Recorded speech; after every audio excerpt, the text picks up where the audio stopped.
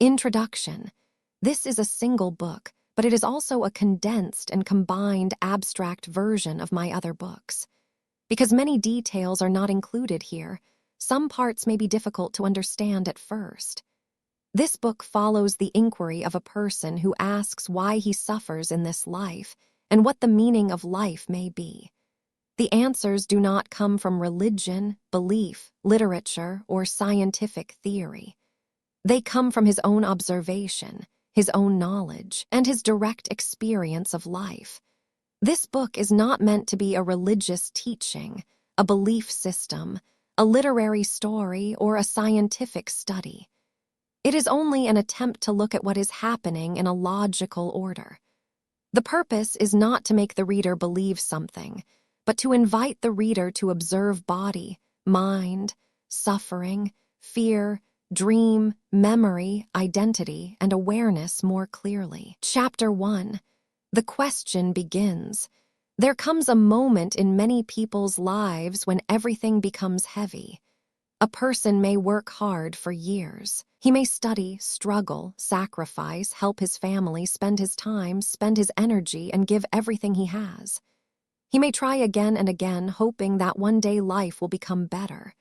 But even after all that effort, he may still feel tired. He may feel confused. He may feel empty. He may feel meaningless. He may feel worthless. He may feel as if he has failed even after trying so much. Then, in that painful moment, a question begins to rise inside him. Why am I living like this? What am I living for? At first, this question feels like sadness, but slowly it becomes something deeper. It becomes inquiry. He begins to ask himself everything from the beginning. What is the purpose of living? What do I really want? Why do I keep trying? What am I searching for? Then he begins to answer himself honestly. Maybe I do not want endless money. I only want enough money to live peacefully. Maybe I want a family. But I do not want endless problems, fights, fear, and pressure. Maybe I want success, but I do not want to lose myself for it. Maybe I want respect, but I do not want to live only for other people's opinions. Then he sees something simple. In essence, I want happiness. But immediately another question appears. What is happiness? Will hard work bring happiness? He worked hard for much of his life. He studied, worked day and night, spent his money, carried responsibilities, and still he suffered. Will more money bring happiness? Many people have money, but they are still afraid, lonely, restless, or dissatisfied. Will beauty bring happiness? Many young, beautiful, and handsome people still suffer inside. Will reputation, fame, and glory bring happiness? Many actors, singers, and famous people are admired by the world, yet some of them fall into deep sadness and even give up on life. Will pleasure bring happiness? Tasty food, drinks, physical pleasures, entertainment, and comfort can give pleasure, but only for a short time. After the pleasure ends, the old emptiness can return again. Will power bring happiness? Even the richest people, the strongest people, and people in the highest positions still suffer. Even leaders of powerful countries suffer under fear, pressure, conflict, and uncertainty. Then he begins to see all these things can give comfort. They can give excitement. They can give temporary pleasure. They can reduce some problems for a while, but they do not guarantee happiness because they are temporary. They are limited. They change. They can be lost. And when something can be lost, fear comes with it. So he begins to understand that the positive approach has limits. The positive approach says, if I get more, I will be happy, more money, more success, more beauty, more pleasure, more reputation, more power. But every more ends somewhere. And even while having more, suffering can still exist. So he turns the question around. Instead of asking, what can bring me happiness? He asks, if there is no suffering, is that happiness? This is the negative way, not negative as sadness, but negative as removing what is false. If there is no fear, no confusion, no pressure, no comparison, no feeling of lack, no inner pain, then what remains? Is that happiness? Now his inquiry becomes deeper. He no longer asks only how to get something from the world. He begins to ask what suffering itself is. what is suffering? Who is suffering? Who am I? Am I only this body? What is the body? What is the mind? What is consciousness? What is fear? What is life? What is a dream? Is the world I experience outside me only, or is it also shaped by my mind? From this point, his life is no longer only a struggle to get happiness. It becomes a journey to understand suffering. And perhaps, by understanding suffering completely, he may discover what true happiness is. Chapter 2, What is the body? When a person asks, "Who am I?" the first answer often seems simple. I am this body. The body looks real. It has shape, weight, skin, face, hands, eyes, and a name. It seems to be one solid thing that continues from yesterday to today. But when we look deeper, the body is not fixed. The body breathes. Air enters, changes inside, and leaves. Food enters, breaks down, becomes energy, becomes cells, becomes movement, and later leaves the body. Water enters and leaves. Heat is created and released. Cells are born, live, die, and are replaced. So the body is not a permanent object. It is a living flow. The body does not simply contain matter. It receives matter, organizes it for a short time, uses it, changes it, and releases it again. The air outside becomes part of the body. The food from the earth becomes part of the body. The water from rivers, clouds, and rain becomes part of the body. Then all of them return again to the world. So where does the body truly begin? And where does the world end? The boundary is not as strong as we think. The skin gives the body a shape, but life itself is not closed inside the skin. The body depends on air, water, food, sunlight, plants, animals, earth, and the whole universe. Without the world, there is no body. This means the body is not separate from nature. The body is nature, temporarily arranged into a human form. The same atoms that form the body once belonged to stars, earth, air, water, plants, and animals. For a short time, they come together and appear as me. Later, they will separate again and continue in other forms. Then the body can be understood like a river. A river has a name and shape, but the water is always changing. The river remains because a pattern continues, not because the same water stays forever. The body is also like that. It has a name and form, but its matter is always changing. What continues is not fixed substance, but organized flow. Therefore, the body is not a final self. It is a temporary structure within the universal flow. It is precious, but not permanent. It is personal, but not separate. It is alive, but always changing. When this is understood, the person begins to see the body differently. The body is not something to hate. It is not something to worship. It is not the whole of I. It is a beautiful, temporary living process. And if the body is a flow, then life itself must be understood as flow too. So the message is, if the human body is not fixed, but a living flow, then every human being is part of the same flow. Animals, plants, and all living beings are also inside this movement of life. We breathe the same air, drink the same water, eat from the same earth, and return our bodies back to the same world. The substances that form me today may become part of another life tomorrow. What is now my body was once outside me, and what leaves me may one day support another being. So life is not many completely separate things. Life is one great flow appearing in many forms. From this understanding, kindness is not only a moral rule. It is not only about sin, reward, punishment, or fear of God. It is a natural understanding. When I hurt another being, I am hurting the same life that also moves through me.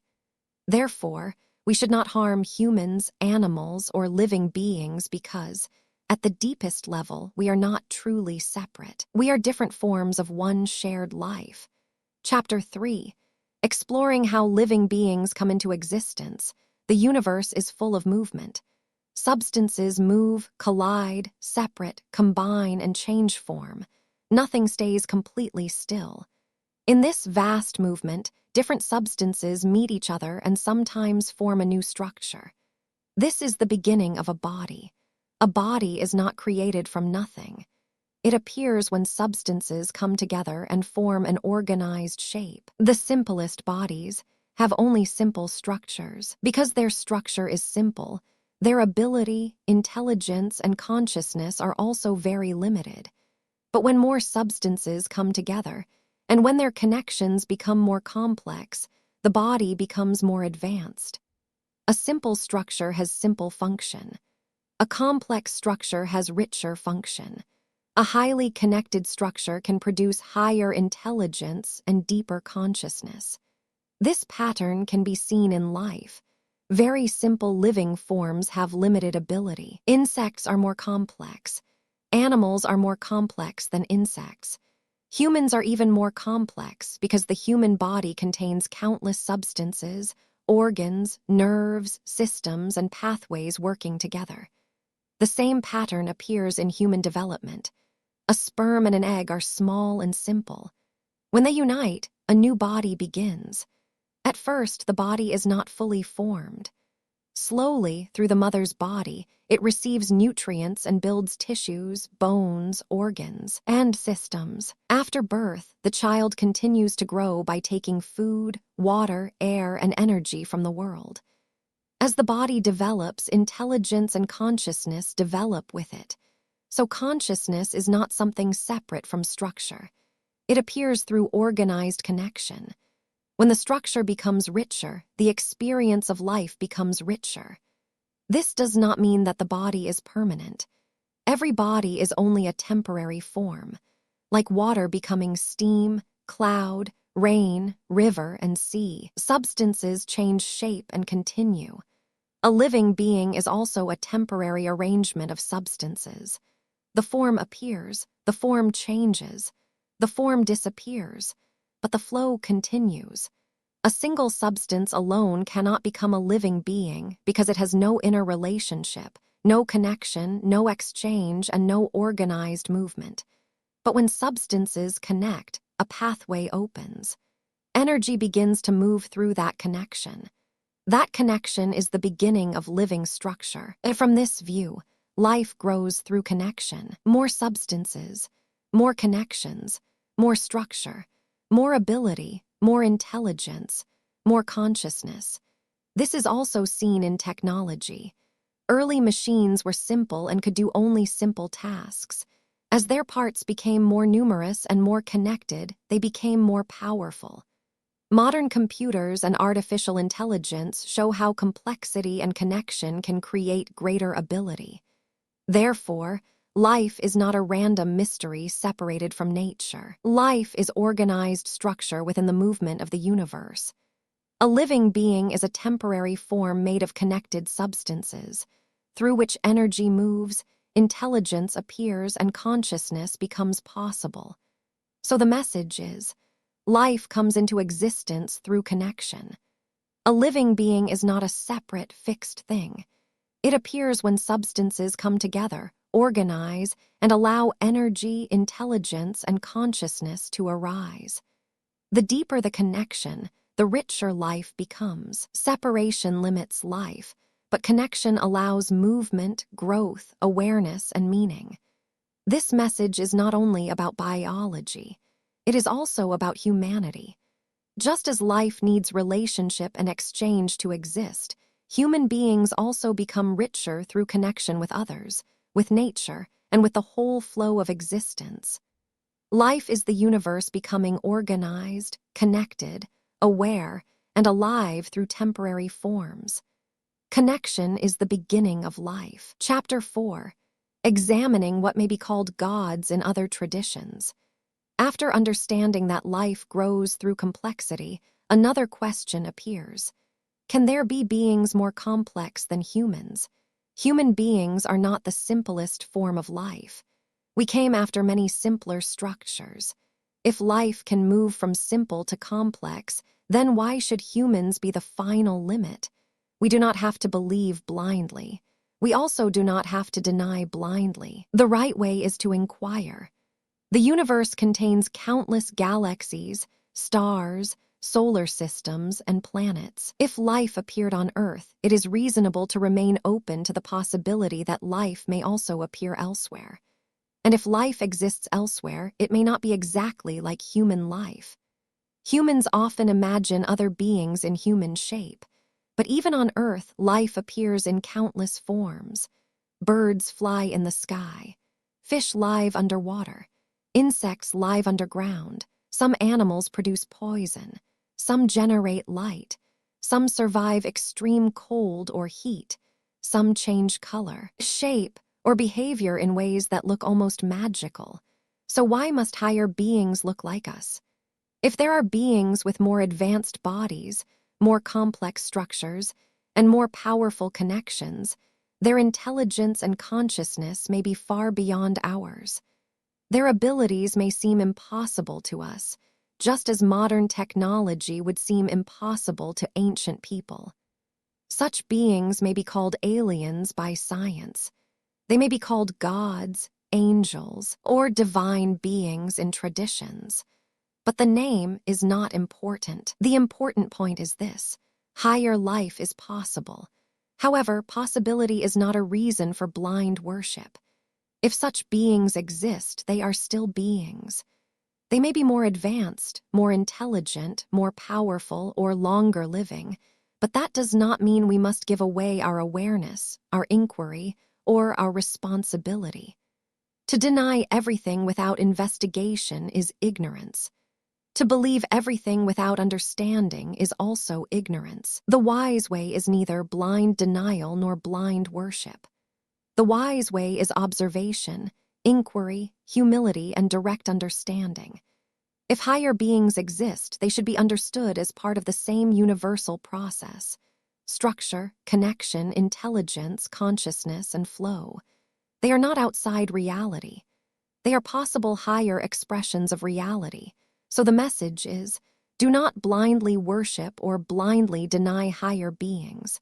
Inquire wisely. If they exist, they are part of the same universal flow. Chapter 5. Understanding the root of suffering.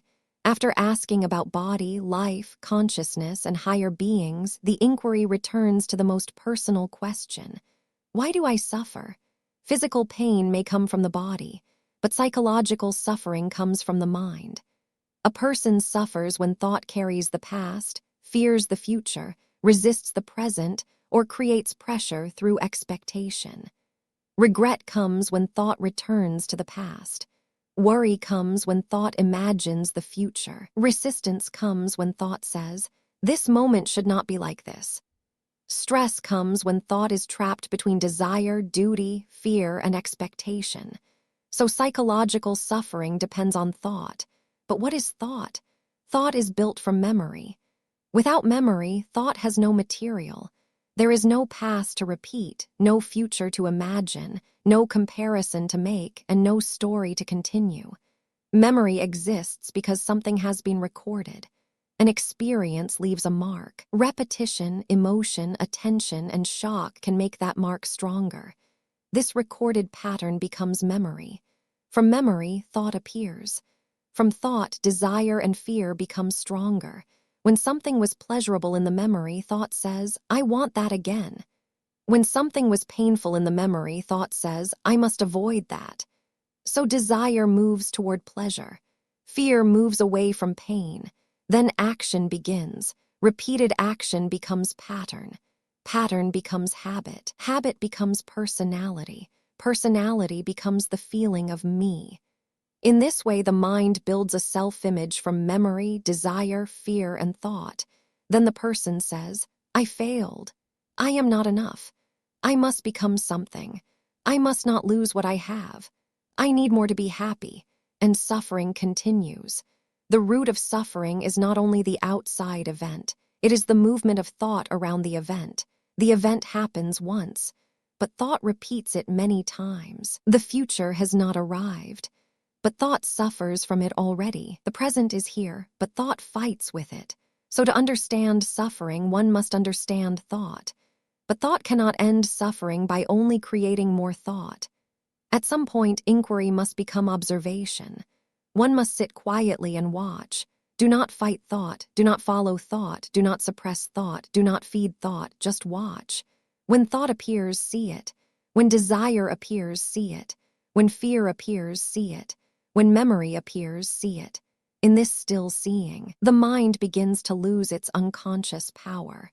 The person becomes a witness. This witnessing is not belief. It is not tradition. It is not blind discipline. It is direct seeing. When thought is seen clearly, suffering begins to be understood. And when suffering is understood deeply, the search for happiness changes. One no longer asks only, "What can I get?" One begins to ask, "What is creating suffering inside me?" And when that is seen clearly, there may be freedom. So the message is, suffering is not caused only by events, but by the mind's movement around them. There is no karma as a separate being that follows us to make us suffer. There is only action and result. What we do creates consequences, and what we think repeatedly creates inner suffering.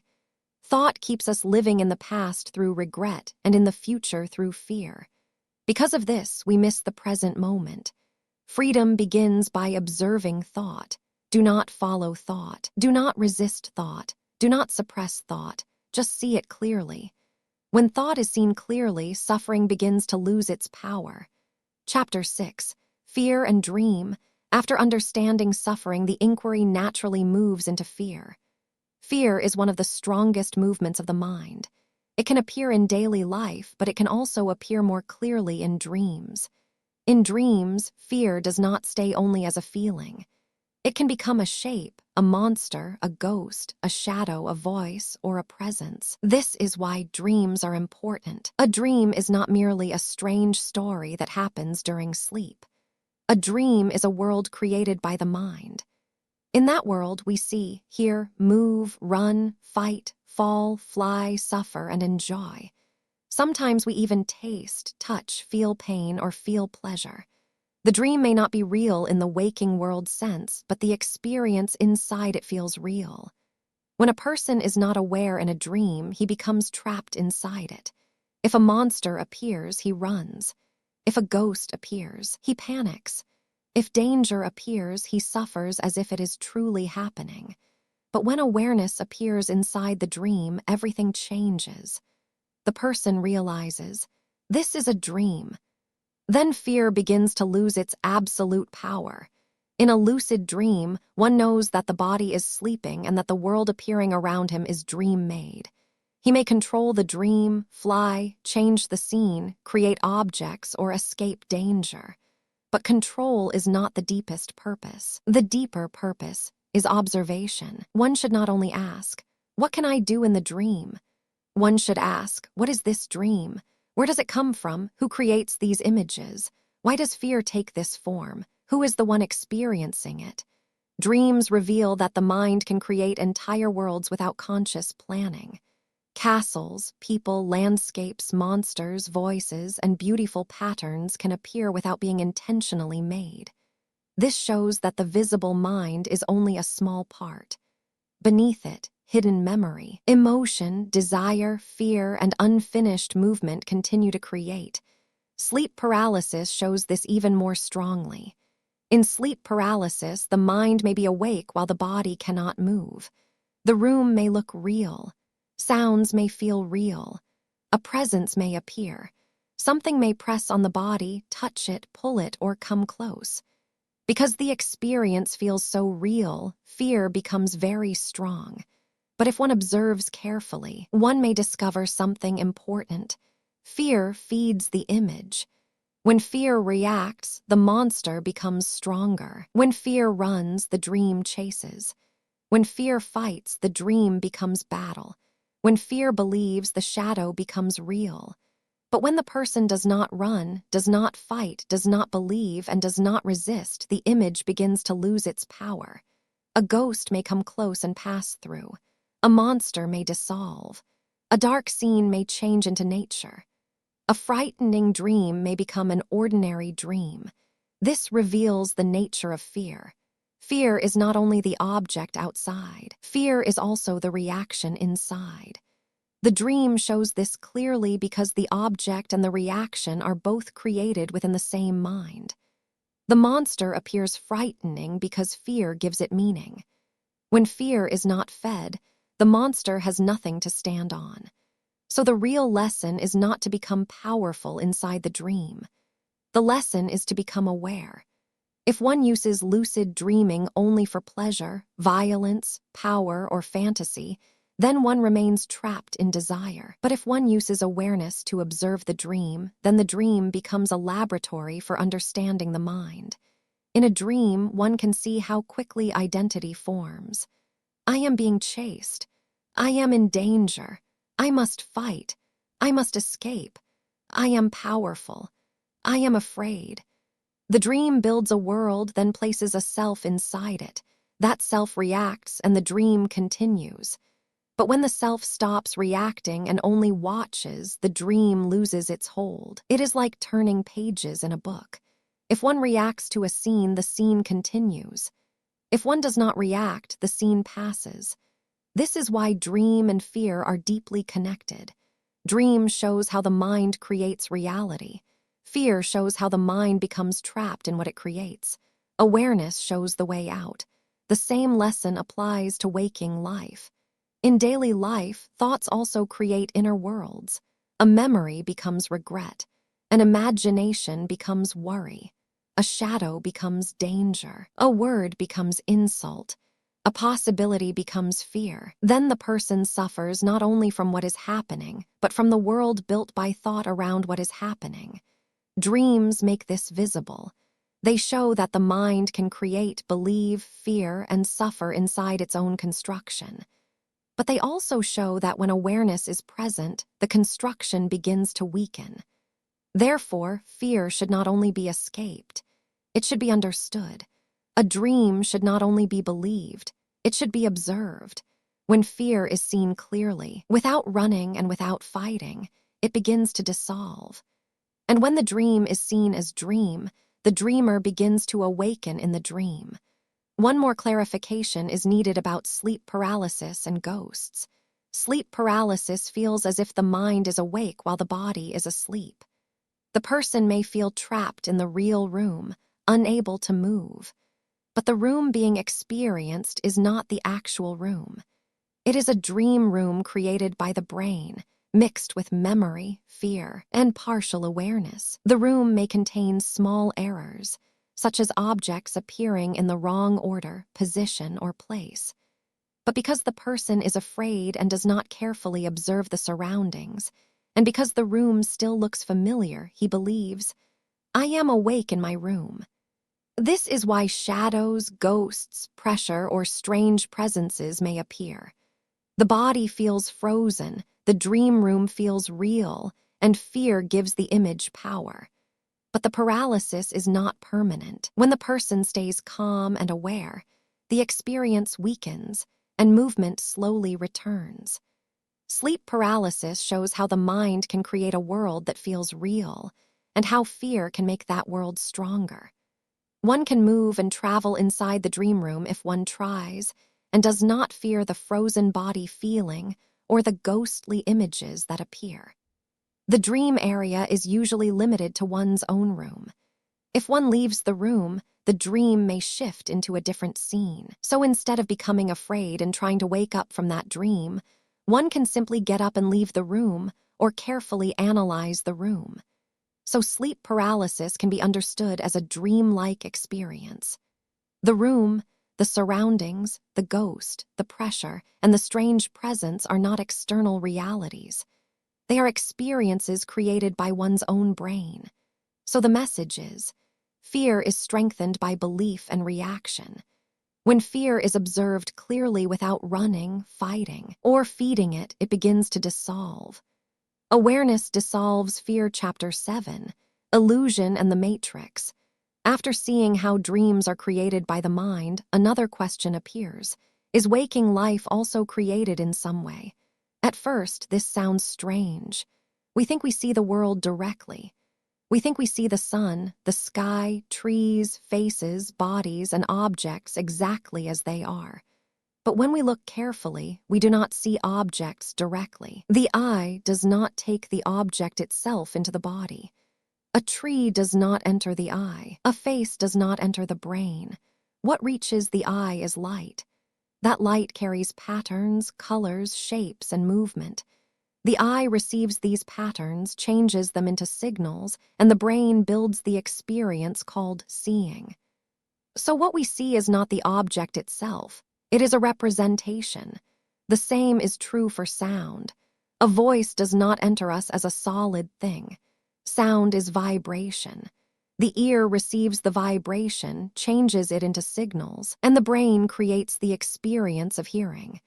So what we hear is also representation. The same is true for touch, pleasure, and pain. When something touches the body, the thing itself does not enter experience directly. Pressure, temperature, movement, and contact affect the nerves. Signals travel through the body. Then the brain presents the feeling of hardness, softness, warmth, pain, or pleasure. So even touch is not direct possession of reality. It is an inner experience created from contact. This does not mean the world is false. It means the world we experience is not the raw world itself. It is the world as presented to us through the body and brain. This is why life can be called a natural matrix, not a machine-made prison, not a computer simulation, not a fantasy. A natural matrix means that every living being experiences reality through a system of representation. Light becomes sight, vibration becomes sound, contact becomes touch, body signals become pain and pleasure, memory becomes image, thought becomes inner world. The world we live in is meaningful, but it is not direct. It is like a map. A map is not the land itself, but it can guide us through the land. In the same way, experience is not ultimate reality itself, but it helps us live, move, learn, survive, love, and understand. This is the true meaning of illusion. Illusion does not mean nothing exists. Illusion means what appears is not the final truth. A dream is a self-created matrix. It is built mostly from inside. Waking life is a naturally anchored matrix. It is connected to causes outside us, but still appears inside us as experience. This is why dream and waking life are not completely opposite. Both are experienced as appearances. The difference is that waking life is more stable, shared, and connected to the external world, while dream is more fluid and internally created. But in both cases, the experienced world appears inside awareness. Then another question comes. If everything we see, hear, touch, think, and remember is representation, what is truth? There are 3 layers. First, there is appearance, the world as we experience it. Second, there is cause, whatever gives rise to that appearance. Third, there is ultimate reality, what things are before they become image, sound, touch, thought, or dream. We may live mostly in the first layer. We experience appearances, but inquiry tries to move deeper. It asks, what causes this appearance? What is behind this image? What is behind this sound? What is behind this feeling? What is behind this thought? What is real before the mind names it? This inquiry does not destroy life. It makes life clearer. A person can still love, work, eat, speak, and live in the world. But now he knows that what he experiences is not the final form of reality. It is a living presentation. Then the person becomes less trapped. He does not believe every thought immediately. He does not fear every image immediately. He does not chase every pleasure blindly. He does not assume every appearance is absolute truth.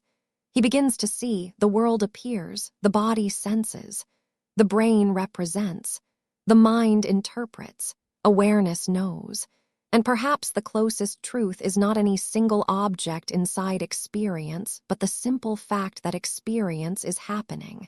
Something appears, something is known. This is where awareness becomes important. Awareness is the space in which sight appears. Awareness is the space in which sound appears. Awareness is the space in which thought appears. Awareness is the space in which dream appears. Awareness is the space in which the whole matrix is known. So the purpose is not to escape the world with fear. The purpose is to understand how experience is formed. When life is seen as a natural matrix, one does not fall into despair. One becomes more careful, more honest, and more awake. The world is not meaningless. It is meaningful appearance, but appearance is not the final truth. To live wisely is to know the difference. So the message is, all that we see, hear, feel, remember, and think appears within us as experience. They are self-generated. This does not mean the world is false, but it means what appears is not the final truth. So clinging to appearances is meaningless. Fearing them is meaningless. Blindly believing them is meaningless. But knowing this has meaning. When appearance is understood as appearance, the mind becomes less trapped by fear, desire, and illusion. If what we see is a brain-generated appearance, not reality exactly as it is, then discriminating against others by appearance has no meaning. Outer form is not the final truth of a being. To judge someone by face, body, color, beauty, ugliness, or any surface image is to mistake appearance for reality. When appearance is understood as appearance, discrimination loses its foundation. So, we should not discriminate against people or animals, not because it is wrong, illegal, unethical, or sinful, but because the action itself has no meaning. Chapter 8. Memory and Patterns. After seeing that life is experienced through appearances, another question appears. What is memory? Most people think memory is something stored inside the brain, like an object placed inside a box. But when we look more carefully, memory is not a solid thing. Memory is a pattern. A song is not the instrument that plays it. The same melody can be played on a piano, a flute, a violin, or a digital speaker. The instrument changes, but the pattern of the song can remain recognizable. A sentence can be spoken, written, printed, or stored inside a computer. The material changes, but the meaning can continue. In the same way, memory should not be understood only as a thing hidden inside the brain. It is better understood as a pattern of experience, relation, impression, and reactivation. The brain is very important for ordinary memory. Without the brain, human remembering as we know it cannot function normally. But this does not mean the idea of memory is limited only to one piece of matter. Patterns can move from one carrier to another. A voice disappears from the air, but it can remain in a recording. A person dies, but his words may remain in a book. A face changes, but its image may remain in a photograph. A foot leaves the ground, but its footprint may remain in sand. A body disappears, but its actions may leave traces in the world. This shows something important. Events do not simply vanish without consequence. Every life leaves traces. Some traces disappear quickly. Some remain for a short time. Some last for years. Some may continue for centuries. A spoken word fades quickly in the air, but if it is recorded, copied, and preserved, it may survive long after the speaker is gone. A body dies, but genetic information, writings, memories in others, cultural influence, and physical traces may continue. So memory belongs to a larger world of patterns.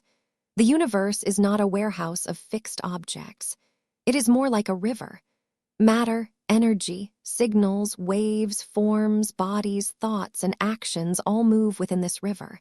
They arise, change, interact, leave marks, and dissolve. A human being is also a pattern in this river.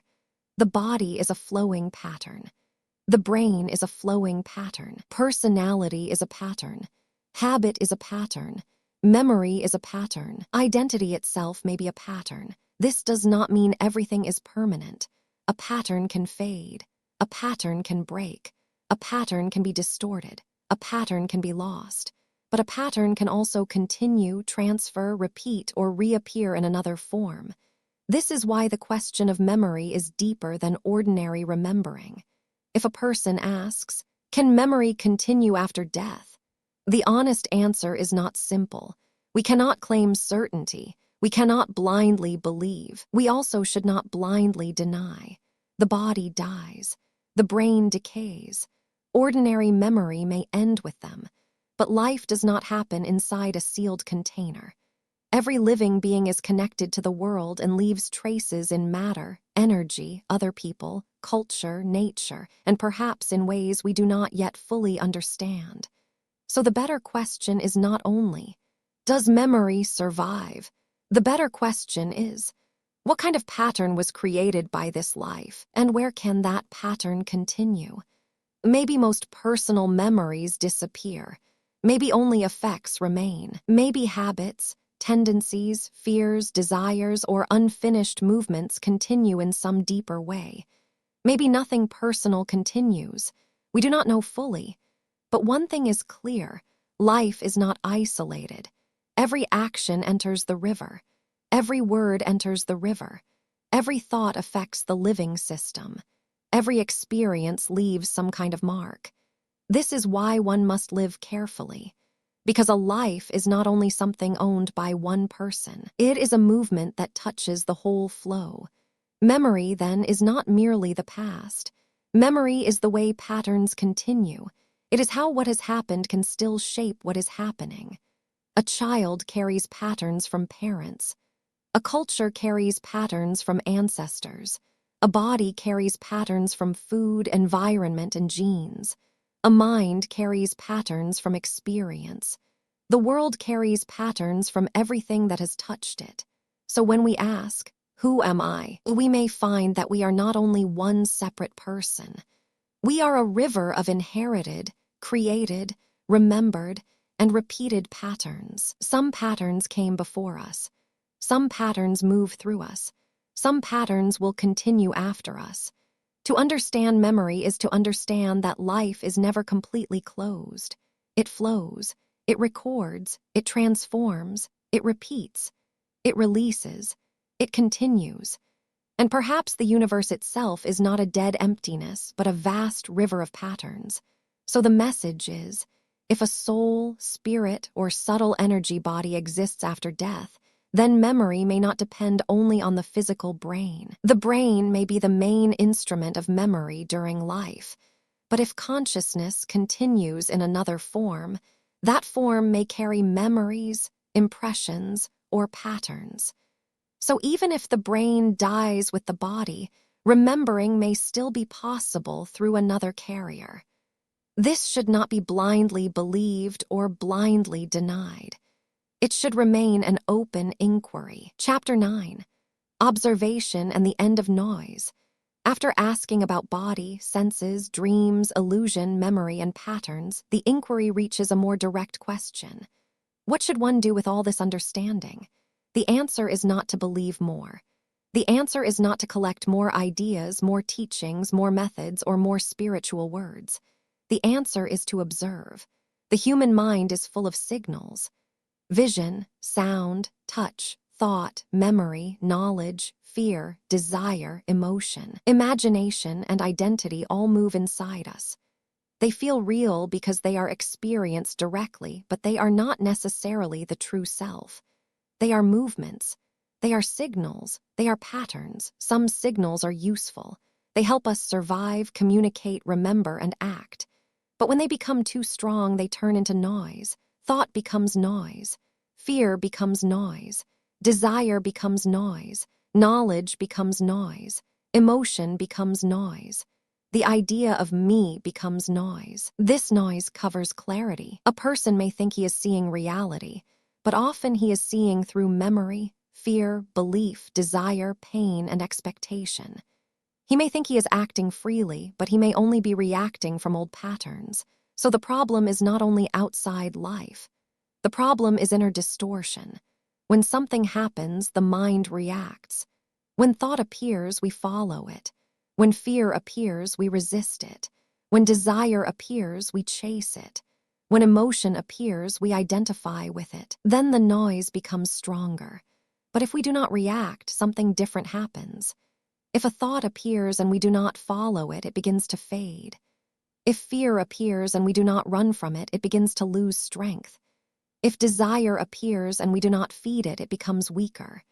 If emotion appears and we do not call it me, it moves and passes. This is not suppression. Suppression is still reaction. Fighting thought gives thought more energy. Fighting fear makes fear more important. Trying to force silence creates another noise. So the approach is simple. Do not fight. Do not follow. Do not suppress. Do not chase. Observe. When reaction stops, noise begins to weaken. When noise weakens, the mind becomes calmer. When the mind becomes calmer, something more subtle may become visible.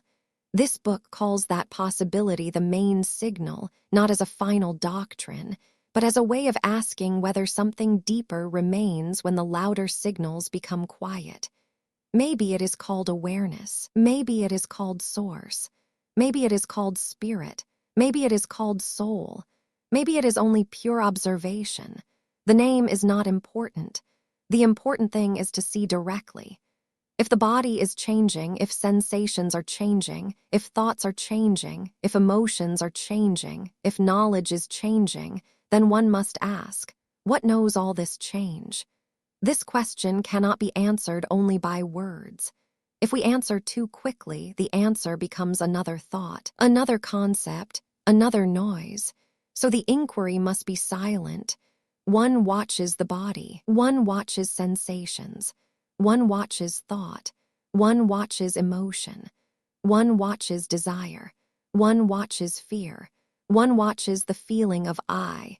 Not to destroy them, not to control them, only to see them as they are. This is where many teachings seem to meet. Breathing meditation, silent sitting, choiceless awareness, watchfulness, no mind, and direct observation may use different words, but they all point toward a similar direction. Attention without reaction. When there is reaction, the old pattern continues. When there is observation without reaction, the pattern begins to lose its power. This is the technical meaning of inner freedom, not becoming someone special, not gaining a new identity, not collecting spiritual pride, but reducing the noise until what is false becomes weak and what is clear can be seen. Enlightenment, then, should not be treated as a magical achievement. It may be more simply understood as clear seeing, seeing the body as flow, seeing senses as representation, seeing thought as memory, seeing emotion as signal, seeing fear as reaction, seeing identity as pattern, seeing noise as noise. And perhaps when all this is seen without reaction, the mind naturally becomes quiet. In that quietness, there is no need to become. There is only seeing. So the message is, freedom begins when the mind stops reacting to its own noise.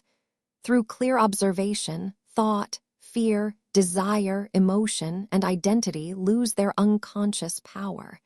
Enlightenment is not becoming something special. It is seeing clearly. Discussion. What remains outside the main path?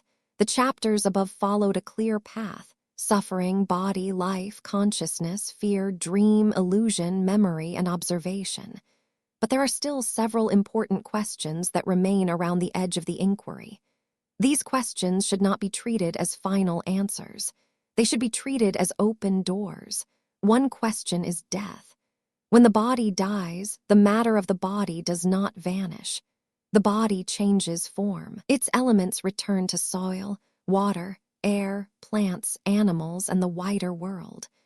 What was once called my body continues, but no longer under the name of me.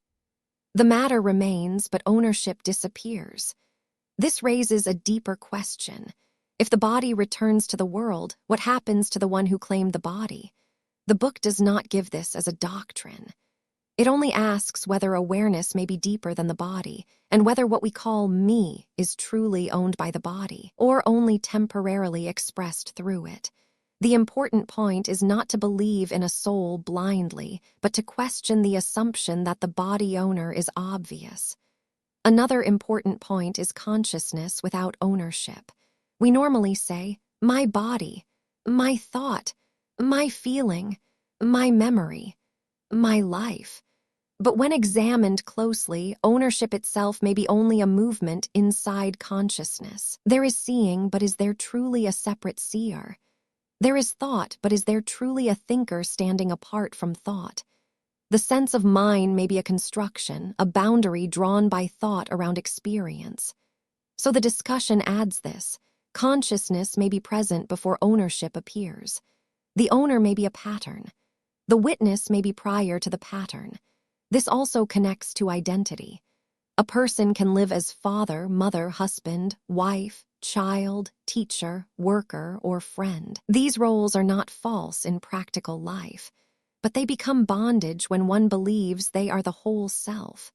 The book's discussion suggests that awakened people may still live in roles, but without being trapped by those roles. They can love, speak, guide, work, and care, but without possessive identity. This is important for the new book because freedom should not mean abandoning family or life. Freedom means not being owned by the role. A father can still be a father. A husband can still be a husband. A friend can still be a friend. But he no longer says, this role is the whole of me. The discussion also adds the question of time. Much suffering depends on psychological time. Thought says, I failed, I will become, I may lose, I should have been different. In this way, thought creates a self stretched between past and future. But without this movement of thought, there may be only change, not psychological time. This is different from clock time. Clock time is useful. Psychological time becomes suffering when it creates distance between what is and what should be. So the discussion should say, time is necessary for practical life, but dangerous when it becomes identity. The person who suffers is often not suffering from this exact moment, but from memory and imagination. Another important point is conditioned insight. Even when a person thinks he understands, that understanding may still be shaped by culture, religion, education, trauma, science, family, language, or personal pain. An insight may feel true because it fits the pattern one already carries, but that does not mean it is free from conditioning. This is a necessary warning for the whole book. Even this book can become conditioning. If the reader only believes the words, the book becomes another cage. The purpose is not to create a new belief system. The purpose is to help the reader observe directly. The discussion also adds a grounded view of consequence. What people call sin may be understood not as a religious crime, but as a movement away from clarity. Lies, greed, betrayal, cruelty, and violence create distortion. They damage trust, relationship, mind, body, and society. Consequence is not necessarily divine punishment. It is the structure created by action.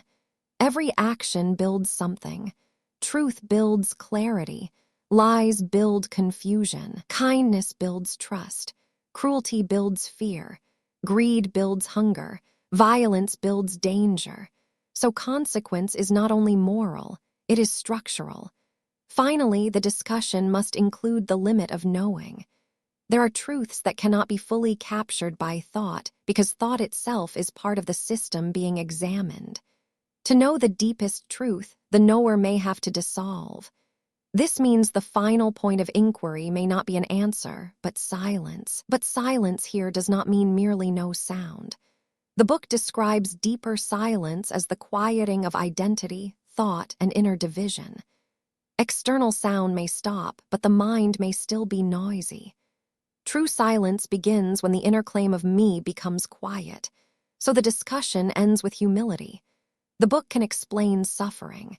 It can explain body as flow. It can explain life as structure. It can explain dreams, fear, illusion, memory, and observation. But it cannot give final truth as an object. The final truth cannot be handed from one person to another. It must be seen.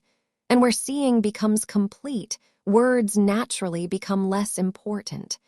If you liked my book, please click the subscribe button on my YouTube channel and share my new song. That would be your way of supporting me. Finally, once again, this book is a combined, abstract version of my other books. To understand and read details, refer to my other books that have only 20 to 30 pages that focused only on the specific topics, but with explanations and images.